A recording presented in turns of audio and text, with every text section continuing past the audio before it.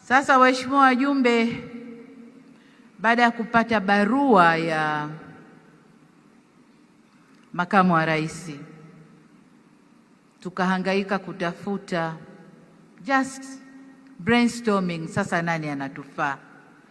Nikaanza kufikiria tu, sasa nani ataweza kunifaa.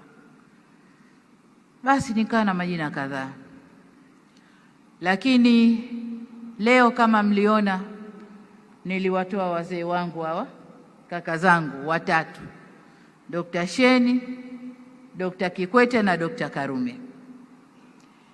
Nikaenda kuwalilia na kuambia hali nilionayo. Kama ndo hivi, huu mkutano umezua mambo makubwa. Tena nashukuru sana Dr. Kikwete yuko hapa, lakini lile bomu mlilonipiga nilisha panic. Ni yeye aliyeniambia hebu lete hiyo mic nikusaidie. Tunakushukuru sana sana sana sana, umetutoa vizuri, tunashukuru sana. Kwa nimekwenda kunong'ona nao, tukaangalia wale ambao labda nilikuwa nafikiri, na wote tukakubaliana na jina moja, na jina moja hilo ndilo nililolipeleka kamati kuu, na wenyewe kamati kuu wamelibariki na wamelikubali.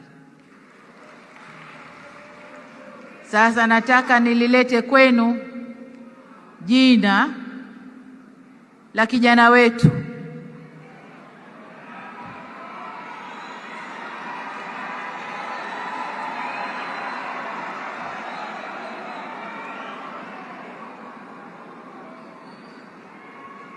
Balozi Dr. Emmanuel Nchimbi.